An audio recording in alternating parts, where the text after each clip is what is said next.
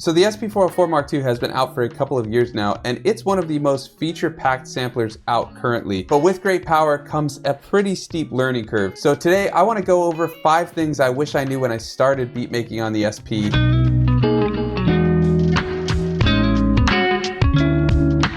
Alright, so first I want to talk about some of the essential accessories that will come in handy if you want to take your SP more portable or sync it up with additional gear. So starting out is a USB-C to C cable, because if you look on this side of the SP, it has a USB-C out. And what's amazing about this is you can do audio over USB, you can sample in through the USB, but you can also power your SP for portability using an external battery. And for the USB-C to C cable, if you want to do audio and send power and things like that, you need to make sure that it outputs a certain amount, and I'm going to put that right there. Not all USB-C to C cables work for the SP. You need to make sure that it's that one right there. And I'll put a link in the description if you want to use this exact one that I'm using, but other ones work as well. And then it's the same thing with the external battery. You have to make sure that it outputs at a certain amount. So if we wanted to use this USB-C, all we have to do is just plug it right in there, and it's connected to my computer, and you just turn it on, and there we go. Now I can send audio to my computer, receive audio and sample, but I can also power the SP.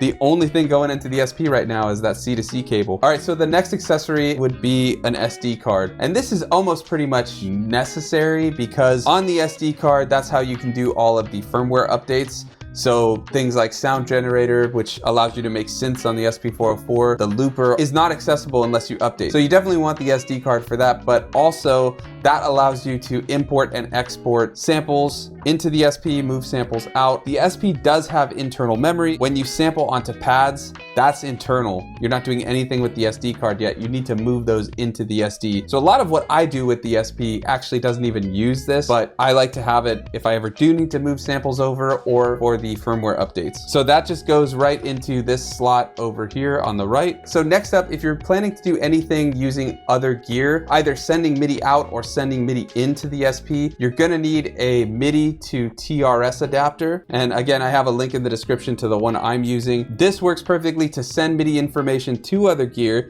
but typically when it comes to the SP, I like to use this to send MIDI in. So we've got a lot of sample power on this, but there are better sequencers in my opinion, something like the Digitac. And then you can send MIDI information into the SP. You can control the banks. There's 2 different MIDI settings. I have a full video up here if you want to check out that. But I also discovered recently that MIDI channel 16 is actually chromatic mode, and so you can control chromatic mode with an external keyboard. So I want to find a bass line. Sounds pretty good. And let's go into chromatic mode, and let's go to channel 16, and let's see something. It does work.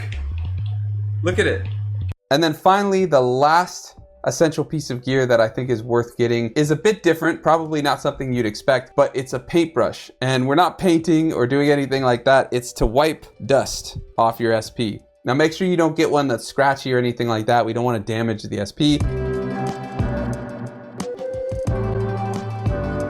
All right, so next up is more of a learning tip for the SP, and that's to focus on learning one specific function at a time. So something like the looper or pattern sequencer. Create a firm foundation, right? You want to feel like you know and understand something and you're comfortable with something on the SP. So starting small, something like the looper, resampling, and then slowly expanding outward. I like to start with the looper because then you can get into effects if you want to go the effects route, because every sample layer you can do different effects. If you want to start pattern sequencing, you can move sounds you've made on the looper to a sample pad and then pattern sequence whole songs that way. So there's a lot here. If you need an easy to reference guide on all things and all features of the SP404, check out my SP404 Mark II cheat sheet and quick start guide. It's an easy to navigate cheat sheet for all things regarding the SP. The link is in the description, and channel members at the Solar Sailor tier and above get it as part of the membership as well.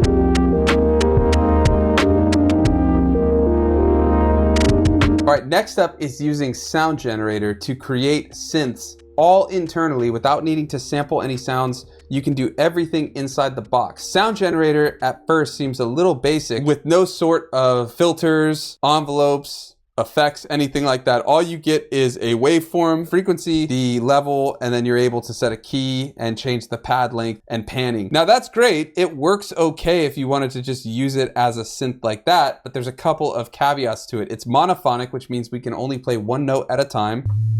We can't hit chords. But also, if you start using things like a sawtooth, it sounds terrible, right? Because it's a wide open, non-filtered or unfiltered synth sound. So what we can do from here is actually turn this into a synthesizer. And all you have to do for that is once you've got the sound that you want, hit record and move it to an empty sample pad, anything like that. Now, before we do that, one other thing I want to mention, whatever last note you've hit in Sound Generator, that becomes the note you're gonna sample. And so if you want C, make sure you hit 9. But once you do that, we're gonna copy it over. But I'm actually also going to go up. We'll keep the scale, but I'm gonna go and change the octave up. And so what we're gonna do is move that here. And now we have that there. So now with it on bus 1, we can add a filter. We could go on bus 2 and we could add some reverb. Hear that? And then we could go into chromatic mode. And if we hit remain a couple times. Now it's okay, but we can make a more complex synthesizer by going back into Sound Generator. And let's get something like a triangle. And we'll go up another octave. Yeah, that'll work. Let's put that on 4. Hear how it thickens up the sound a little bit? So what we could do from there is merge those two together before we add in all the effects and things like that. So if we hit Shift Resample, we enter what's called merge sample, and we can choose up to 4. So you could do a 4 oscillator synth. Basically what we're doing is treating each Sound Generator sound that we made as an oscillator. Then once you've got all of the sounds that you want, hit next. Choose the pad that you want to do, hit resample. So now the effects sound like they're still there, right? But that's only because I have them on the bus effects. But without it, it's just those two sounds put together. So we can go back in. And what I like to do is put a little depth on the LFO of the super filter to kind of make it sound like the filter's moving up and down, because if we resample this, the filter's locked at whatever we set it to. So this gives a little variety and warble and things like that. Now I'm actually not gonna put a reverb on because we can put the reverb on after. This is setting up our synth basically. So I will put on a little 404 sim, no noise though, and not that much wow and flutter, that's kind of a lot. So we'll go resample. And now we have our treated sound. No effects are on, but hear the difference? So now we could go in and we could add Kodama. And some, let's do SX reverb. Go to poly. And let's say we wanted to add some attack, right? Create an envelope. We can go shift envelope, and now we can create some attack. We can even add some release so that when we let go, it's gonna keep bringing out. Whereas if we don't have release, as soon as we stop, the sample stops playing. But with some release, it keeps playing a little bit. So now if we go into our chromatic mode, and now we've just made a synth, and you could do this for bass lines, leads, anything like that. I have a bunch of synth recipes in my cheat sheet, but I also have a whole video going over 5 of my favorites that I made that you can check out right here.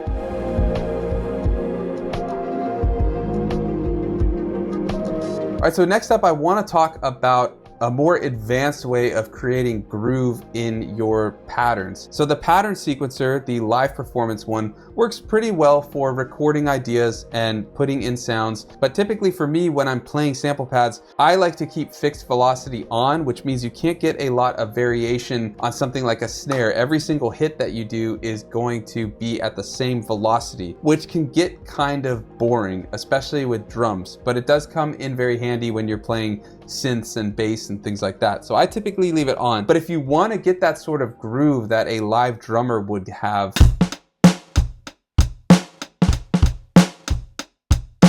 you can go into the step sequencer, which is called TR Rec mode, and do a lot of variations to pitch, velocity, substeps, all of that. So what we're gonna do is go to pattern select. Let's just go over to an empty bank, which we'll go to I. We're gonna hit record, and then we're gonna choose a pad.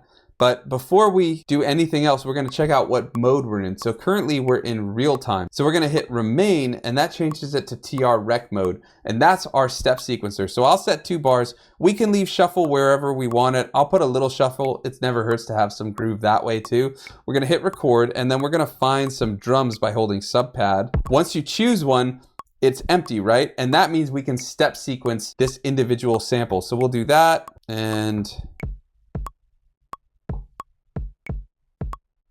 so it sounds all right, right? We've got a little shuffle from setting the shuffle, but we can get a lot more intricate from here. So what we'll start with is, let's go back over to that kick. Let's turn off 4. Let's drop the velocity, so the next one's gonna be a little quieter. But before we do that, if we hold shift, we can actually change the start. So I'm gonna pull the kick backwards so it hits early. So even though I hit 4, it appears on 3. Hear how this one's a little quieter now? So let's go over to the hi-hats now. Now the hi-hats are very steady, right? Very mechanical.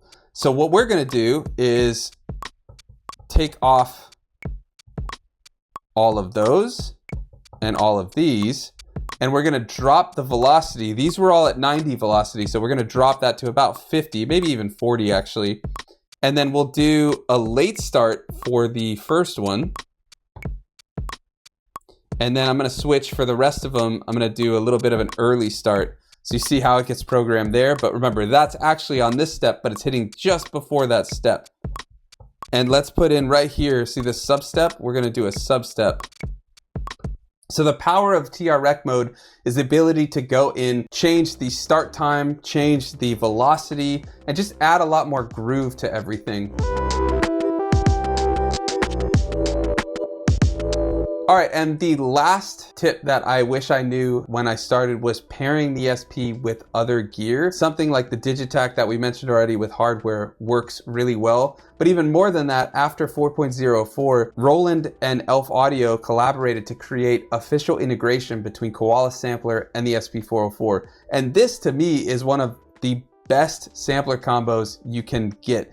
There's a ton you can do with it. It adds all the extra effects that are in Koala Sampler. You get the piano roll that Koala Sampler has. You can also seamlessly transfer samples between the two. I have a full tutorial on how to get started with Koala Sampler and the SP404 here. So there's a lot of flexibility in using this. It's not necessary to have any external gear, but if you've got a phone and you have Koala, I highly recommend syncing them. All you need is a USB-C to C cable, which we talked about in our first tip here. And all you have to do is just connect them and you're good to go. And if you want to see a full tutorial on how to make the most out of it, check out this video next. But with that, if there's any tips you think I missed, let us know in the comments, and I'll see you next time. Thanks for watching.